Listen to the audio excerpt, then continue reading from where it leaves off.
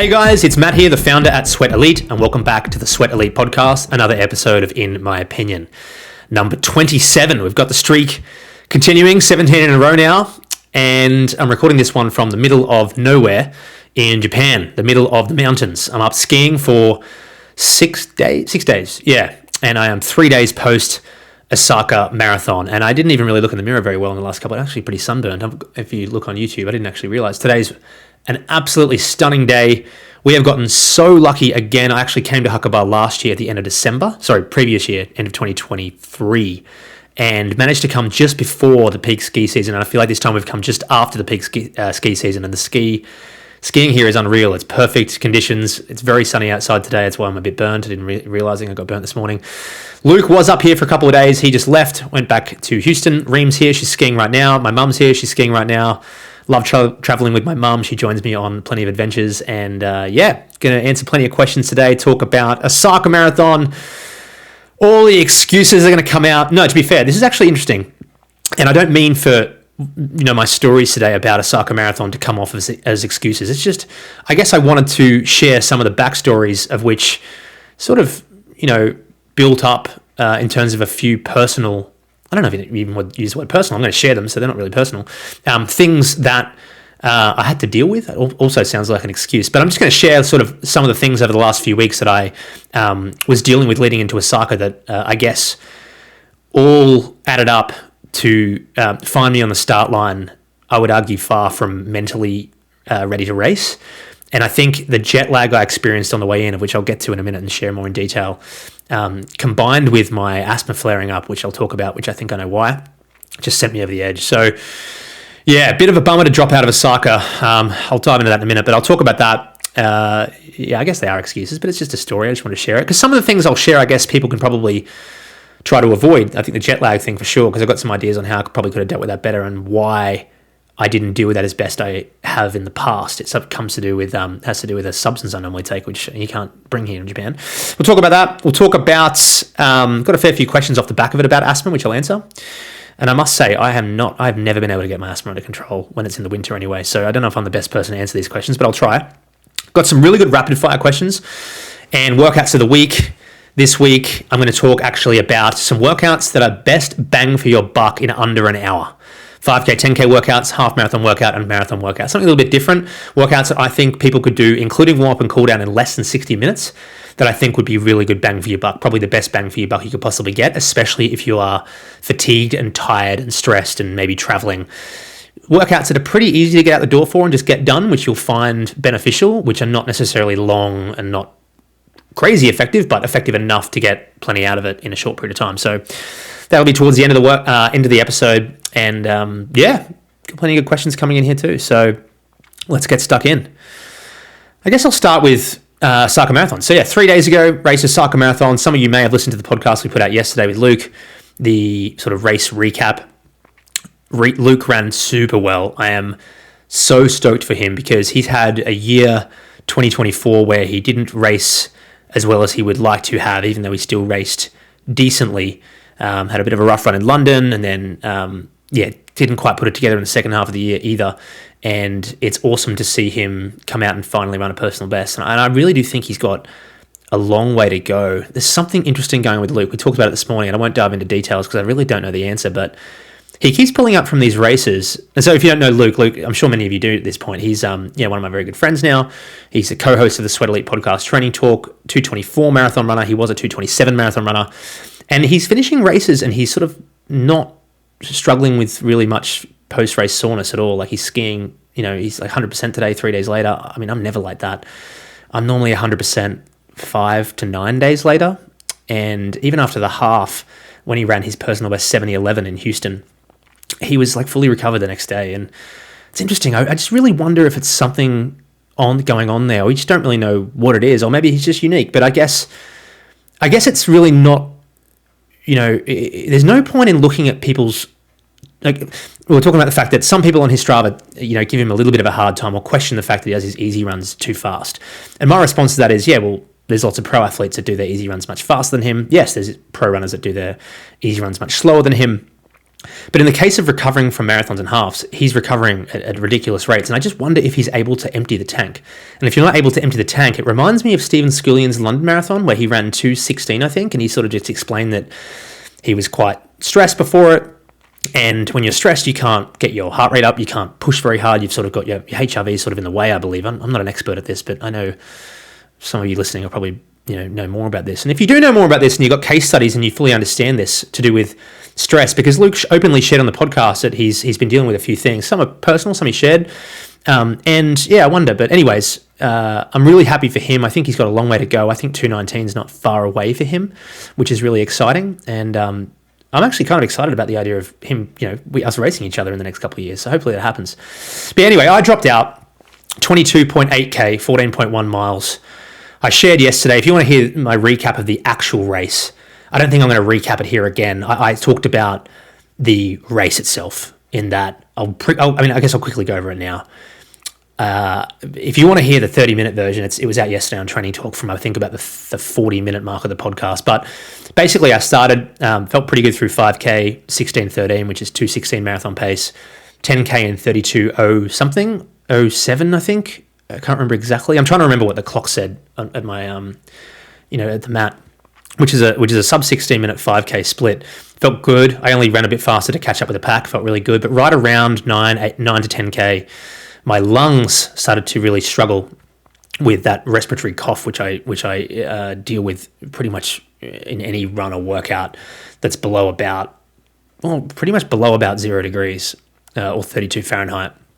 And so that sort of kicked off around then, and usually, oftentimes it sort of doesn't get much worse, but for whatever reason I don't fully understand, well, I think I'm learning to understand. I think it's actually got to do with stress, because two doctors, one a coach and another one I don't coach, who emailed in, mentioned that stress and anxiety can absolutely be triggers and big exacerbators of asthma. And I already knew that because there's been a couple of times in my life where I've dealt with pretty stressful situations, usually to do with moving countries and this and that, and my asthma's randomly gotten worse. And at the time I didn't really link the two, but now I am.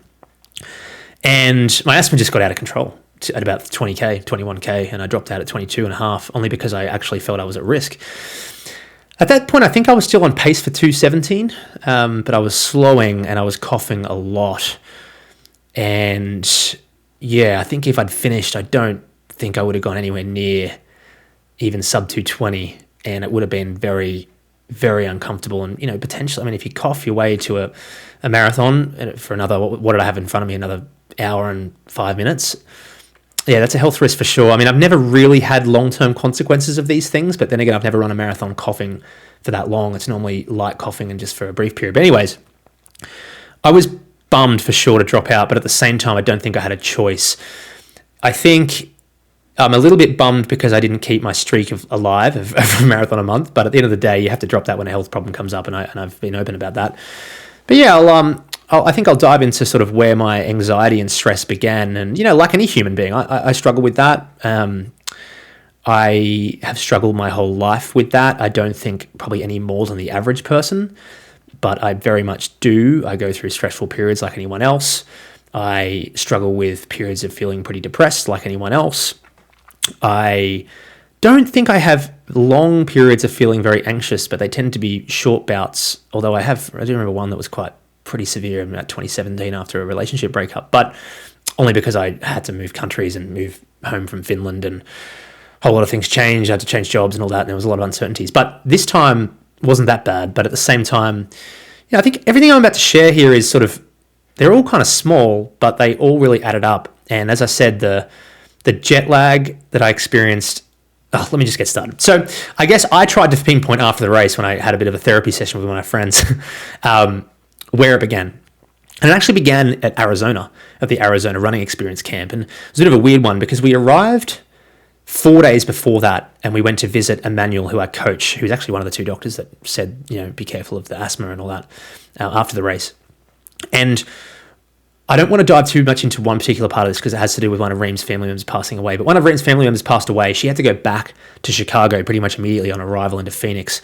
And the 3 days leading into the Arizona Running Experience, she was not offline, but she had to go to funerals and all these sorts of things. And, Reem and I both run that a business together, and I had to do all the preparation stuff on my own, which was pretty stressful because we were really, running thin as it was, having the two of us to get ready for that experience. We had multiple houses, we had a van we had to pick up, we had a lot of preparation, all these things. And Reem was unable to really help in those 3 days leading in. And, God bless her, she had a family member pass away and had to get back up to Chicago, and she arrived back in the night before. And it really sort of started then. And even through the experience itself, people listening to this that went on the experience may or may not have noticed, but I was a little bit, heightened, I guess, even though I don't think I probably really showed it. Only because everything was quite last minute to organise. And that was just very bad luck with Reem's experience with the family. And then I got back to Chicago and I started to deal with the UCIS issue, which I talked about last week, which was applying for that travel permit to leave the country to get to Osaka. Now, short recap if you haven't listened to the previous episodes. I've explained this in many episodes, but of course, people listening to this may or may not have listened to previous episodes. So let me sort of keep it really brief. I applied for a green card in April 2024, and the process takes around 9 to 12 months. And you've got this portal where you log into and you see the estimated time till it's finished. And in October, November, December, it was trending down to be finished in end of December. And so in December, or in November really, when I was noticing it was 1 month away. Actually, let me backtrack. There's one important part of this story, not super important, but when I applied for the green card, you can apply for another thing called advanced parole, which is a travel permit to leave. But the reason why I didn't apply for that is because at the time, the advanced parole said that it was going to be 10 months. And I thought, okay, well, that's $680. The visa itself is $3,000. There's no point in me applying for that $680 travel permit because it looks like the green card's going to be processed first. Because you don't need the travel. If the travel permit takes 10 months and the green card takes 9 months, what's the point of the travel permit? And so I didn't apply for that. And then when it got closer to December, in November, I began to plan my 2025. So I planned a whole bunch of trips overseas. This one that I'm on now, I planned one in March, in April. No, sorry, not one in March. In April, in May, I plan to go to Australia in end of June. I plan to go to Helsinki in August, and all these trips because I hadn't left the country or really gone far for a year and a half. And in January, the portal stopped. It didn't update anymore. It said less than 1 week to go for 5 weeks in a row. End of January, it all of a sudden said 4 months to go. It said 5 months to go. Changed to 4 months a few days later. And so I panicked and I went, okay, I can't leave the country, blah, blah, blah. I applied for the travel permit and cut a long story short, there was a lot of applying, denied, applying, loads of phone calls, interviews, convincing them that I needed to do this, even though you could argue I don't. But, it is my job, it is my career. I'd planned a whole lot of things. I'd planned to meet my mum here. I'd planned to do a whole lot of travel, including a Globe Runners trip through April overseas, etc., etc., etc. And in my eyes, I originally thought that in January I would be able to leave and travel freely. And also at that time, I actually realized, I didn't realize that you could leave and not abandon the visa. Sorry, this is a bit complex if you're just joining for the first time, but people that have followed the story will at least be able to piece this together. While you're waiting for the green card to process, if you leave the country, I originally thought you abandoned the whole visa. Wrong. You don't abandon the visa.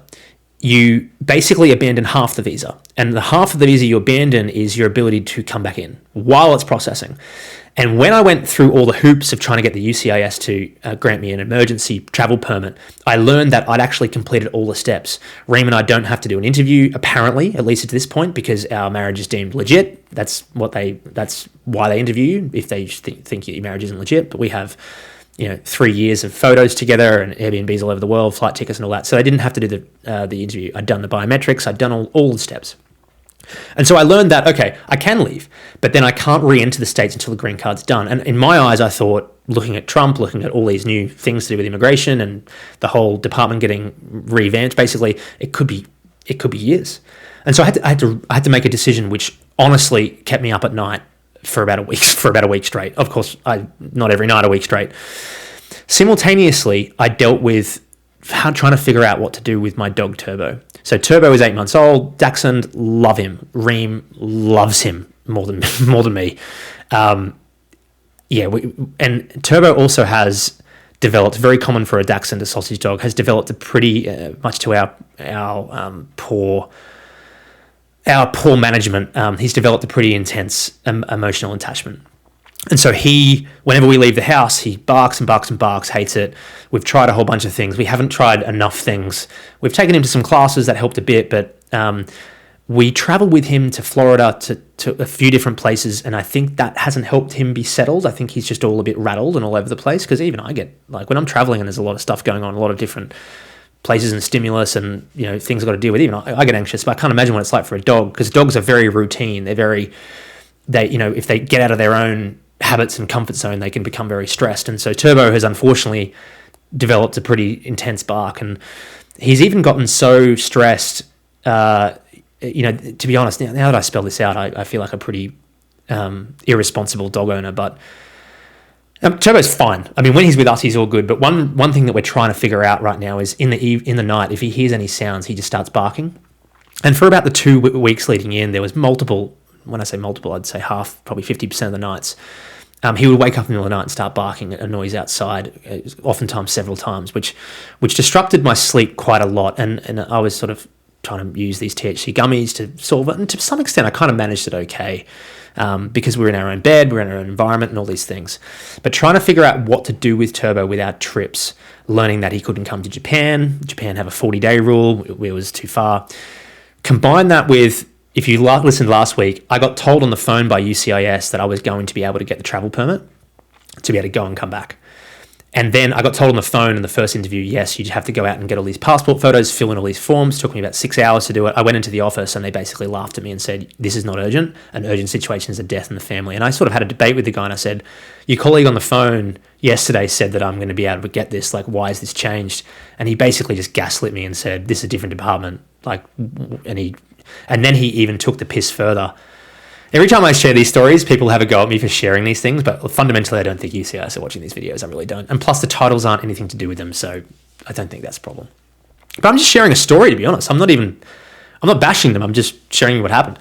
And then the guy at the office also said, he kind of took the piss and said, you know what everyone else does in your position? You know what you would have done if you were smart about this? You would have applied for the advanced parole when you first applied for the green card. And honestly, I almost lost it in front of him, because I'd already told the lady on the phone yesterday, I'd already said in all of my applications that there was a reason why I didn't do that, and it was because of the timeframes listed on the UCIS website. Anyways, I'm going to try and move on from this part, because this is really nothing to do with running. But this whole thing, combined with then learning, okay, I couldn't get the travel permit, I can't come back to the States, I'm going to have to move overseas or stay in the States, made it very difficult to deal with Turbo and made it very difficult to deal with our rental. We have a pretty expensive rental in Chicago. It's in a nice area in Chicago. We've just signed it. Cancelling that is extraordinarily expensive, something I don't really want to deal with. We're still trying to figure out what to do with that. Anyway, you probably get the understanding now as to leaving the country. I probably wasn't quite relaxed and ready to race. Quite a few nights, there was 3, 4, 5 hour sleeps trying to figure out what to do with Turbo barking. Combined with that too, I actually got a little bit of seasonal depression in the last few months in Chicago. I didn't run outside much at all. It's mostly been minus 10 to minus 15 degrees Celsius, which is sort of 15 to 0 degrees Fahrenheit. And it didn't really occur to me until quite recently, around the time I left Chicago, that I'd actually developed a little bit of seasonal depression. Most of the days were grey and sideways snow. I was running on the treadmill almost every day.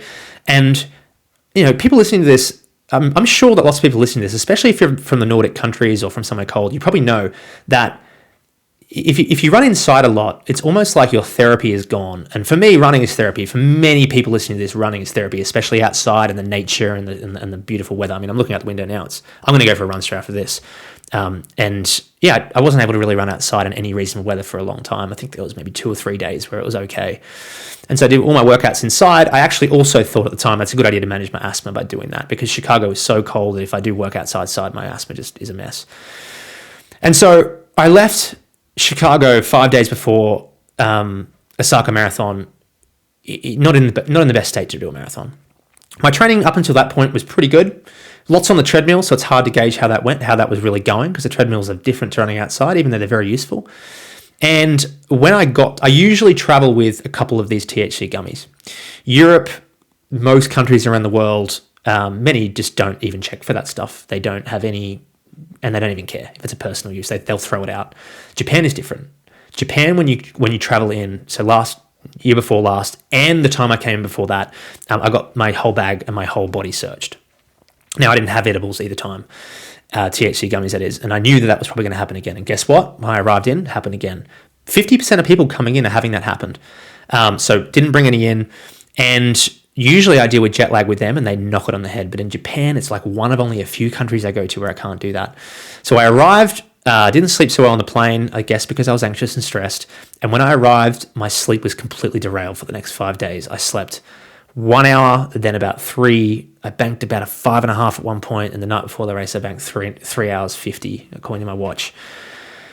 And then I thought, okay, it's all good. I still think I'm going to be all good. And in retrospect, like, what?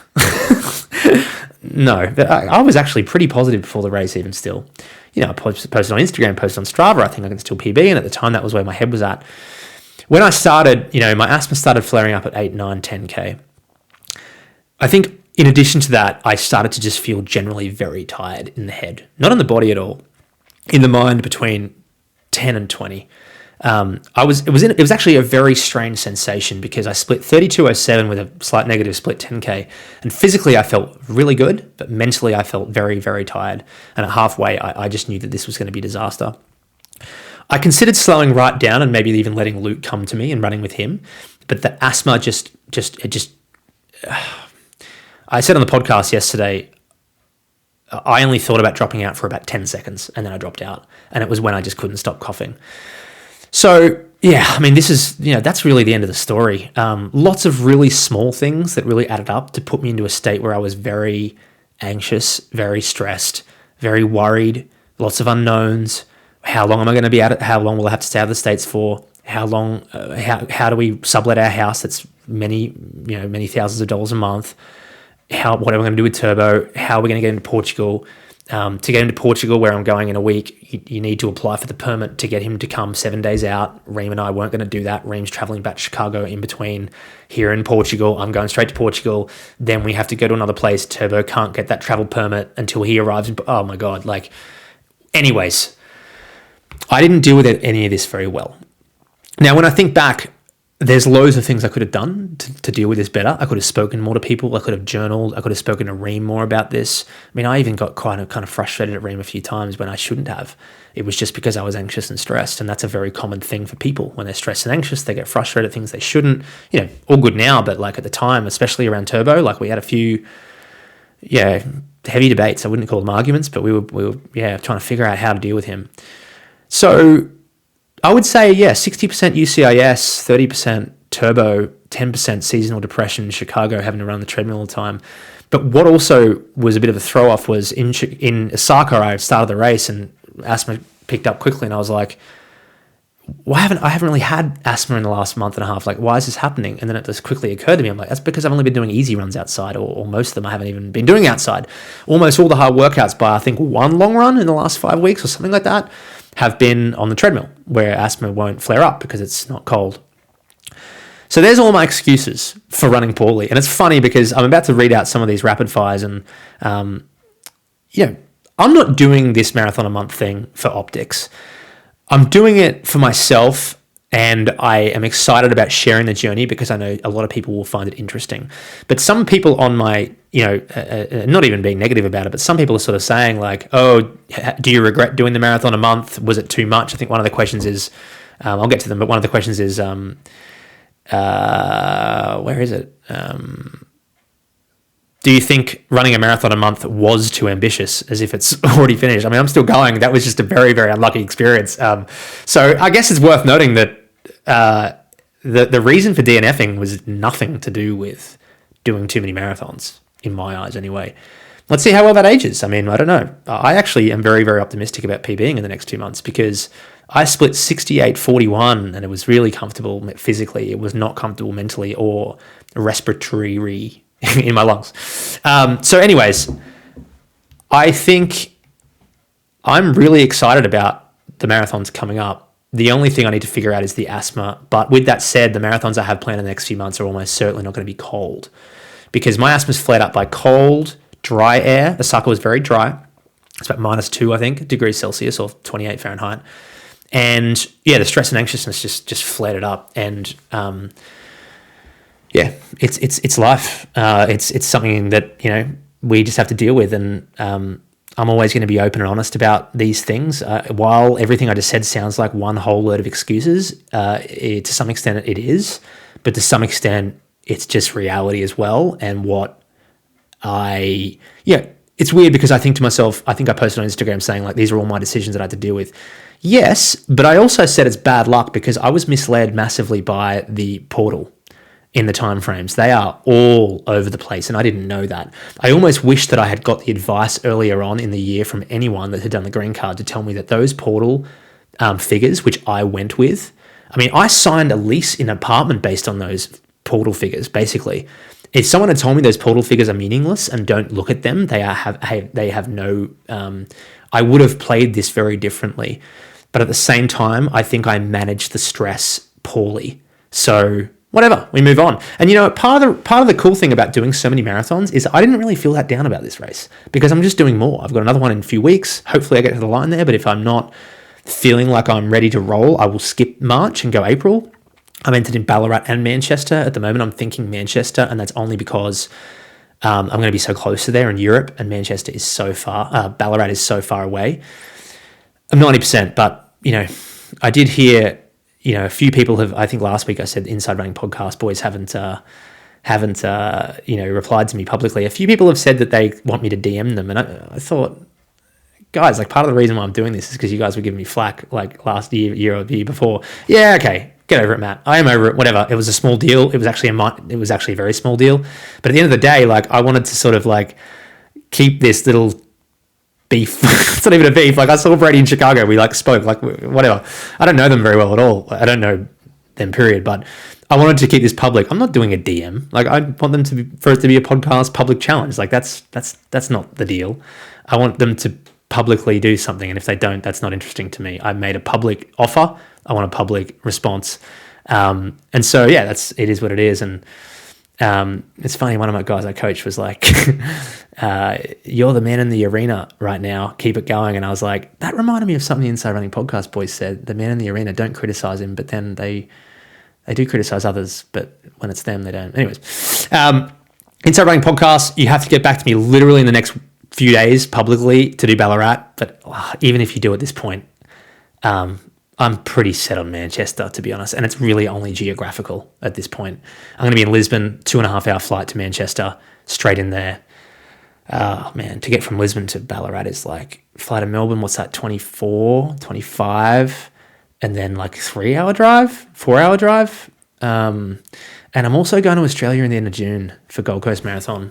So not super sure if I want to do 2 monster journeys in such a short period of time because the jet lag just from friggin' Chicago to here killed me.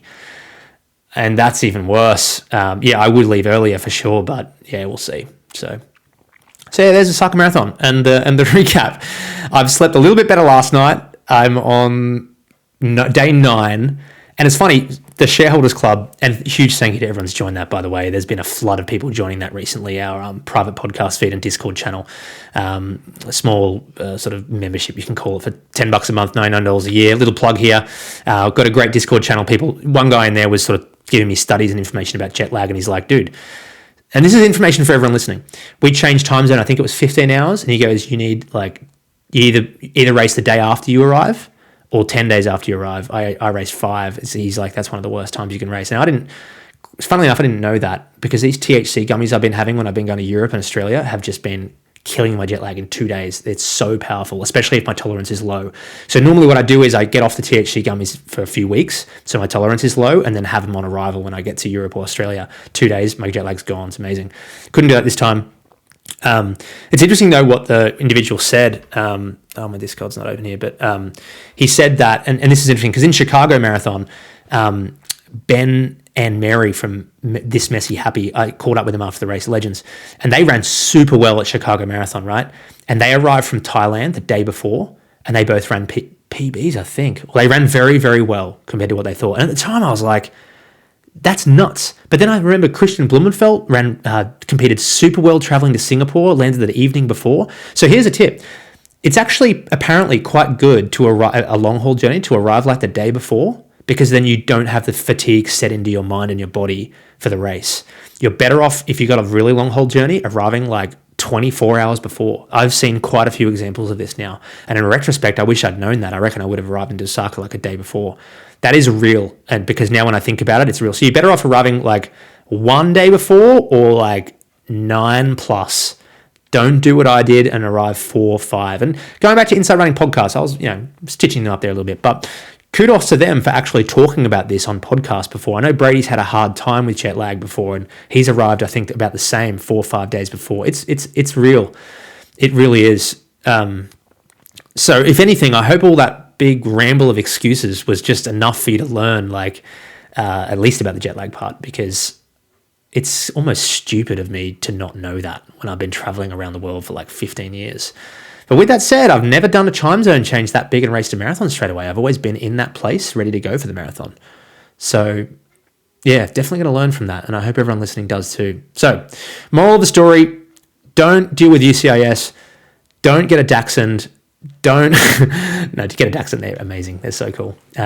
Just discipline them properly and try to figure out how to deal with their emotional attachment. It's insane. In fact, if anyone's got a Dachshund and has figured out how to deal with their emotional attachment, please email me. I love Turbo and I need to keep that little dude, but his emotional attachment is insane. When we leave him, he just barks. We get notes on our door from neighbors and oh my God, it's brutal. And, part of my anxiety is how to figure out how we're going to do that with him traveling around the world. Airbnbs, we're going to get notes and probably bad reviews. Oh my God.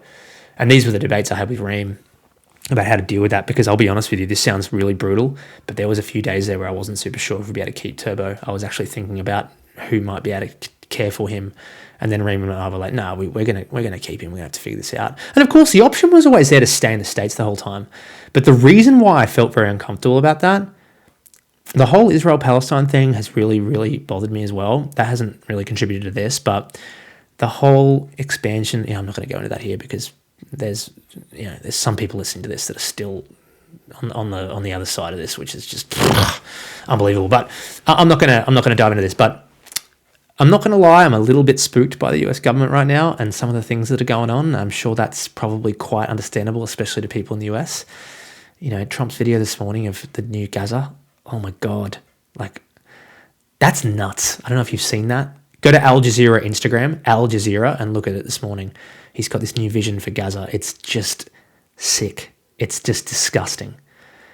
Anyways, and I don't have, I'll be honest with you, I've never previously had a problem with Trump. I know he's a bit odd, but some of his ideas are pretty good, to be fair, especially around stock markets and economics. But why did I talk about this? I can't even remember now. So I'm still pretty tired. I wanted to leave the state. Yeah, so there was the option there for me to stay in the States with Reem and Turbo and not leave. I had this cabin booked I'm sitting in now. It's $2,000 for a week with my mum. She'd booked flights because she had to. I've got a whole lot of stuff planned all around the world. Oh, the other thing I mentioned is I had to also cancel the Globe Runners Boulder trip. Luckily, no one that had booked flights yet, because we have to hit a minimum amount of people to go ahead, and we hadn't hit that minimum amount yet because most people in the US decide pretty late to come to things. The Arizona camp filled up kind of late, like 3-4 weeks out. And at that point, I think we were still like 9 weeks out. But I felt that was very difficult to deal with as well. We didn't have the trouble with Globe Runners is too, it's very exciting to me, but people do book late. And in that case, luckily, no one had booked their flights. But we'd advise that in the email that goes out, until we hit the minimum number of people on the trip, we advise people do not book flights. So I had to cancel that, which I felt terrible about. I don't want to have to do that again. That's really bad. But with that said, we hadn't hit the 8 that we needed to go ahead anyway. Because most tours and camps, if you don't hit a minimum amount of people, it doesn't go ahead. So the automatic email that goes out, and people are warned this when they put the deposit down, is we'll let you know 4 weeks out if it's definitely going ahead or not. Now that's a challenging balance in itself, because people need to book annual leave, they need to book their flights, all these things. In an ideal world, you'd book it up quickly. And if that camp had booked up really fast and it had sold out, I really don't know what I would have done. I mean, that's actually a blessing, and I knew that. It hadn't booked up. It was less than 8. We cancelled it, and we asked it. We actually offered everyone to pay for their flights if they had booked flights, but luckily no one had. That cost us a fair bit, to be honest. We spent quite a lot on that marketing. So that was a challenge, and everyone's deposits were refunded. So Yeah, that's hopefully never going to happen again. But anyways, wow, I've spent the first 35 minutes talking about Osaka and all the excuses. But anyways, hopefully you can learn something from that. All right, let's get some questions before workouts of the week. Carrie Ann, hey Matt, with your poor sleep and asthma exacerbation, I just wonder whether your body is exhibiting symptoms of too few calories. I could be totally wrong, but over the next 2.5 weeks before your next marathon, you listen to, in my opinion, about Rome Marathon, consider getting a lot of quality carbohydrates, not from junk, but from sweet potatoes, fruit, oats, brown rice, whole grains, etc., and then lots of healthy fats, such as from avocado for anti-inflammatory effects. All my best on eating healthy. Love following your journey. Best, Carrie Ann. Thank you. This is great advice. No, I do not believe it has anything to do with that because I cycle calories massively. I mean, yeah, Ozempic was there. Yep, I know some people think that was a bad idea. I don't care. I know that was a good idea. I really do. And if you don't like that, stop listening. Listen to something else because I know Ozempic is relatively harmless if you know what to do. And plus, you can microdose on it. Anyways, no, I don't think it's got anything to do with that. I really don't. I have a day a week at least, or usually 2, where I flood the body with calories massively, massive surplus, and that's kind of to avoid this. Personally, I think it has nothing to do with that, but let's see. I still think it's just purely down to the things that I spoke about before. And Carrie Ann, you wouldn't have known those things until now. So, all right. Lauren, email. Hi, Matt. I'm relatively new to the pod, but finding it very motivating as I gear back up for Mexico City half and full after some downtime over Christmas and a big PB at Chicago. Congrats. I'm a fellow asthma sufferer, and recently it's really been affecting my workouts, like needing to stop during repeats. Yep, I know what that's like. I live in Mexico City, and the winter is notoriously bad for allergy and asthma sufferers as the pollen and dust levels are high. Have you got any hacks or tips on how to control your asthma before a workout, or anything that you found has particularly helped over the years? No. I take the regular inhaler. I take another medication that is a powder. It's like fluctazone something. I've got the little disc somewhere here. Actually, it's upstairs, but it's just the common one. I keep forgetting what it's called. Take that every day. It's still not under control. I mean, once it gets above 5 degrees Celsius or like 45 Fahrenheit, and it's not bad air quality, it's fine. But once it gets below that, it's difficult, and it's so annoying because I love racing in the cold. And one of my friends, Andy Devine, love the guy. He messages me after every, in my opinion. He was like, it must be so frustrating for you because you love racing in the cold, but it flares up your asthma. I'm like, yes, it's really annoying. Lauren, no. If you have any ideas, I feel like I need advice from someone else. Wesley, email. Hi, Matt. Hope this email finds you well. I want to express my appreciation for the In My Opinion training talk series. It's been incredible information. I am particularly intrigued by Jake Barraclough and his impressive 250 plus K training weeks.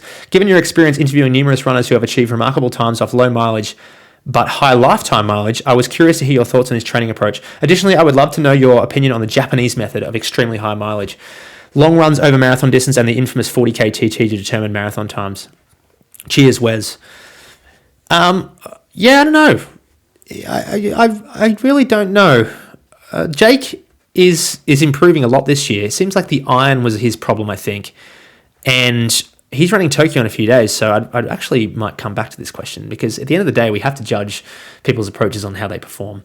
Seems in training, he's improving. So it's clearly working for him. This definitely wouldn't work for everyone. If you gave Adam Lipschitz this, who ran 208 off 84K a week or whatever it was, I did the podcast with him a few months ago, he wouldn't last a week. He'd break down. He's very open about the fact that he's very injury prone. But look, it's working for Jake. I feel like Jake kind of stagnated a bit for a while there. Not totally, but he sort of, when I went over there in end of 2023, he sort of didn't really improve that much for a while. He ran 217, but I feel like he was probably in that shape for a year. But now he's really ramping it down. So I'm really interested. I'm going to go watch Tokyo Marathon. I'm going to go down for the day from here. So hopefully I see him. And yeah, what do I think about it? I mean, look, Japan at Osaka Marathon had 41 people, 210 and under. And most of those guys do this. So that's very interesting. 41, check the results. I believe it's 41 or 42 or 40. It's one of those. 210 or faster in one race. And sorry, not all of them were Japanese. I think it was 3 or 4 Ethiopians in there. That's pretty nuts, man. I'm not super sure if there's any other countries in the world, but Kenya and Ethiopia and maybe Uganda, that can do that. So US does not have anywhere near that many people. And US has a bigger population. So I'd love to try it, to be honest. Maybe I will. I feel like I might. Not now, but like in a year or so. I'm doing the marathon a month now, and I want to live that out for a bit longer. And why? Because I still feel like I've got more to come. Even though the most recent 2 times would probably indicate otherwise. I really do believe that. So, and I do believe that the weight thing for me in the Ozempic is helping a lot. Although I did wonder for a little while if the Ozempic was also causing the anxiety. But then I looked into that and I couldn't find anything, because that right around the same time I took Ozempic was just after that Arizona trip, and that's when my stress and anxiousness went up. But then I don't think it's linked. But I did wonder that. I can't find anything online about it, and a lot of people are taking Ozempic now, especially in the US, and there's nothing I can find about it. So, anyways, let's see. Jake's crushing it. It's entertaining, at least. You got to hear about that. It's fun to watch. I mean, his Strava's something else. All right, Jack, Australia, Instagram. Will you link up with Run to Japan and or Tempo Journal again? So Jake, I would like to. I don't know if I'm going to have time though, because I'm going to see him at Tokyo Marathon, and then I'm coming back up to the ski field, and then I'm going home on Tuesday. To Portugal on Tuesday. Actually, I'm going to Seoul for 4 days, and then Portugal. Going to Seoul just to check it out for a couple of days. Not sure. Tempo Journal, Tempo Japan. Sorry. I don't know why I'm saying Tempo Journal. Tempo Japan. I did Tempo Journal, that article 2 weeks ago. No. He went a bit weird on me, that guy. Tell you what, part of the reason why I don't do many videos or collaborations anymore with people is because if you've been listening to this in my opinion for a while, you've noticed that I haven't had an easy run with collaborations. And I think it's interesting. I had a good chat on the phone the other day with Victor Smangs, who has had a similar run. And when you ask people that have a brand like this, it is a bit difficult to have collaborations. People go a bit. Ego can be a really funny thing, and there's honestly been times where I have looked at myself in the mirror and thought, "Am I the problem here?" And it's funny because when I there's a notification on my screen. When I did the Nick Bested part a couple of weeks ago, there was one guy that clearly was a big Nick Bested fan, and he was like, "Oh, clearly you're the problem because you're the one that always has a problem." Yeah, look, I could probably list out 100 collaborations that have gone well, but I do mostly talk here about the ones that don't go well because no one talks about them, so why not? But yeah, he was interesting to work with, very talented guy, Sebastian, but he really tried to sort of rip me off in the end, which is a common thing. He told me he was moving to Japan, and then I took his word, and then I booked a 2.5 month trip, and then he sort of left halfway through it, went back to Europe, which sort of made me book 6 weeks, I think, or 5 weeks in Japan with no help because he was the translator and the video guy. And I sort of questioned him about that. I said, "You told me you were moving to Japan," and he goes, "Yeah, I am. I'm just going home for Christmas." I'm like, "You're going home for a month and a half, mate, or 5 weeks. Like, that's not Christmas." And I just booked like December in Japan. Like, my Airbnb is like $5,000 for the month. Like, I can't do anything now. Like, I would have gone somewhere else. I was not stuck. I was in Japan for like more than a month, like with nothing to do. Right before Ekiden, when we could have done loads of good content. And I sort of questioned him about that. And then he sort of goes, "I'm coming." And then he was like, we went back and forth. And I sort of stayed calm for a while. And he said, "I'm coming back to Japan now specifically for Ekiden. I want double the pay for the help." And I just went, "Mate, no, that's not how this works." And then I basically said that, this is not happening. Like, I'm not paying you like this, blah, blah, blah. And then he had a massive go at me and blah, blah, and then he blocked me. And then now he's talking to Jake and others in Japan negatively about me. I'm like, dude, do you realize how many people try and start media companies in running and can't go anywhere? There is a graveyard of people that have tried to start companies that have gone nowhere. I pretty much, as arrogant as this might sound, I put you on the map. I did all these Instagram collaboration posts. I did all these YouTube videos of which I edited. Yes, you filmed. Yes, you translated. But I put your branding all over our videos. We charge brands thousands of dollars for that. In some cases, tens of thousands of dollars for that. You got all that for free. You lied. You then went home. Then you tried to rip me off and make double the money. And then when I said no, you blocked me and started talking rubbish about me behind my back. These sorts of things, like when I share that story, I sometimes I think to myself, there's got to be some, like people listening are probably thinking, there's got to be something missing. Like, did I do anything? Look, man, like I really didn't. But these sorts of things, like when people get a boost like this, like a bit of a like they go somewhere, their ego and their like the way they view things can just be massively distorted. Because some of the messages he was saying was like he was debating the fact that he even said in the first place he was moving to Japan. I was like, dude, I have the recorded transcript on my computer. Like, you said it, here it is. I showed him. He didn't want to look at it. I've had a fair few stints like this, to be honest, of collaborations that I've tried to make happen, and I've done everything I can. But just the way he didn't value the brand exposure I gave him, because his channel's gone on to do pretty well in Japan. And I think as a result of me helping him get a massive head start in Japan, because if he, having no business or brand, started pitching Ekiden teams, they would have ignored him. But a load of the Ekiden teams knew who Sweat Elite was. When I was going to, and he was pitching the Ekiden teams under the Sweat Elite name. And so in my eyes, I'm like, if we didn't do this collaboration, you probably would have gone nowhere in Japan. But as a result, you're now getting brand sponsorships and you have a reasonably big YouTube channel. And I think I really helped you get started, because there are so many, I've met so many people that have tried to start YouTube channels or podcasts and they've just gone nowhere. So no, I'm not going to do a collaboration with him. And I know Jake's a bit friends with him, because when I messaged Jake and asked him to jump on the podcast, he asked me what happened there. And when I heard what Sebastian had told him about me, it honestly was pretty disappointing. He was saying I'm dishonest and I didn't pay him properly. And I'm like, mate, you are just not seeing this the right way. You are not valuing our brand power at all. We've been around 7 years, dude. Like, we are known in Japan pretty well. Every single Ekiden team knew who he was, knew who we were. Anyways, whatever. All right, workouts of the week. And yes, I do look at myself in the mirror sometimes and go, am I going crazy? Am I the problem? Maybe I am. Possible I am. But I usually journal this stuff and I sit there and I go, where did I go wrong here? What exactly did I do? And I often struggle to come up with it, but maybe I've lost my mind. Maybe I'm just delusional. I don't know. Workouts of the week. Okay, I promised at the start. I'm not sure if I'll get to these rapid fires. I think I will though. Best bang for your buck in 60 minutes or less. 5K, 10K. These workouts will be in the description and you can copy them. This week's a bit unique. These are workouts that you can do in under an hour if you're busy and you're tired, and they're pretty easy to get done, okay? So these are not the usual workouts, but I just thought I'd change it up. I'm not going to repeat myself like I normally have the habit of doing. You can skip backwards and you can also go to the description of the YouTube channel or podcast. 5K, 10K.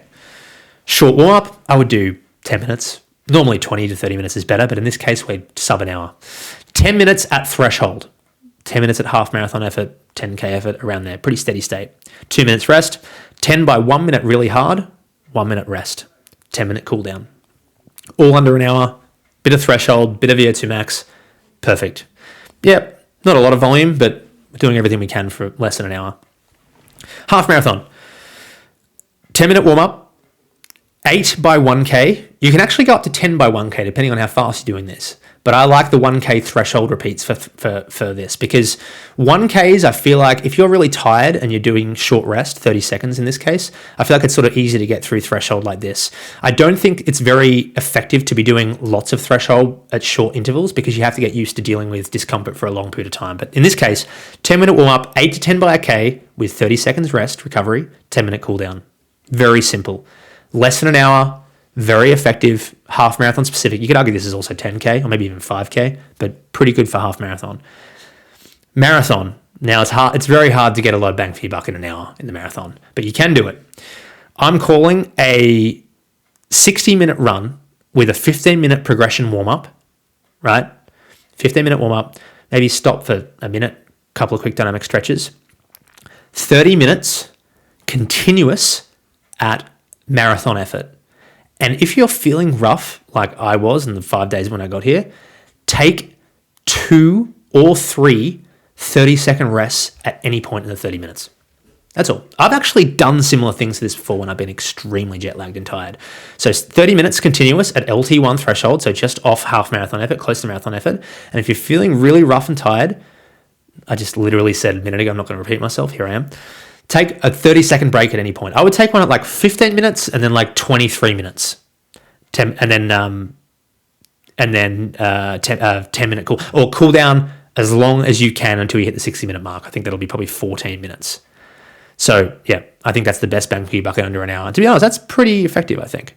So Workouts of the week, sponsored by Sweat Elite Coaching Academy. If you're interested in joining us over there, we are taking on new clients right now. SweatEliteCoaching.com. Link is in the description. Clara Evans, my co-coach, is taking on more people. I have a couple of spots available open for people not looking for people that want to do 3 months. I'm looking for people that want to do like 6 to 12 months.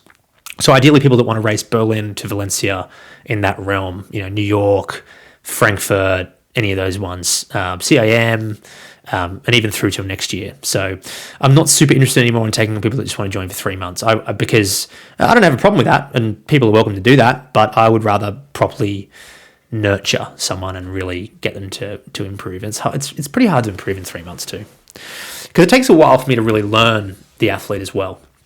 All right, we've got room for some rapid fires for 10 minutes here. So the other day on my Instagram story, if you want to get in on some of these questions, by the way, email is great, matt@sweatelite.co. I have about 15 questions that I haven't yet gotten to. I'm catching up. But probably every 2 weeks or so, I put on my Instagram. You can easily find me, just Matt Inglis Fox. And sometimes I just ask for like rapid fire questions on my story. And so I've got about 50 something here. So I'll get through as many as I can until I hit 59 minutes, and then I'll wrap up for my friend at the Athletics Integrity Unit because he's going to switch off and I don't want him to. All right, Fitz FM. Best time to go for weight loss while training high mileage, and tips how? Always hungry. Yeah, always hungry. You probably know what I'm going to recommend there. No. Yeah, man, it's hard. Best time to go for weight loss while training high mileage. I think the best time is probably just before the marathon specific block. I would get into really good 5K, 10K shape and then spend 2 weeks maintaining that. Actually, no, take that back. Wrong answer. I would do a long-term slow grind approach. Guy I coach, Andrew Pozar, midlife runner, he's talked to me at length about this. I've taken a few risks in trying to lose kilos quickly. I don't think I've made any errors there, but he's saying it's much easier to go over the long run. He's right. I would try and sit in a very minor calorie deficit for 5 days a week for like 3 months. Not on the hard workout days though. Not on the hard workout days. Do not try and lose weight on the hard workout days or anywhere near the hard workouts. Fuel hard for them. On the easy running days, most people can do it. All right, Roddy Try. Your sweet spot on weekly volume, how many Ks a week? Yeah, look, I did big volume before Chicago, 180, 190K a week. No, not that high. 170, 180. I still am convinced mileage to me is not that critical, even though some people listening to this will think that's crazy. I ran 220 off 14 weeks of training, 105K a week. Not super sure if I've gotten way more aerobically fit between then and now. I think the hill sprints alone probably moved me forward a bit, and just losing a few more kilos. Sweet spot for me, 150, 160, 100 miles.